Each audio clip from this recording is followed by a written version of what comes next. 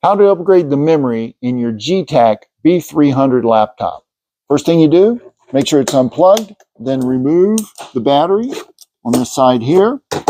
The memory slots are located on the bottom underneath this cover. You'll remove these 6 screws.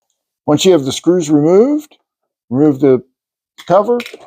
You have your memory slot there. Take your memory, pop it in, snap it in, replace your cover, 6 screws, and you're good to go.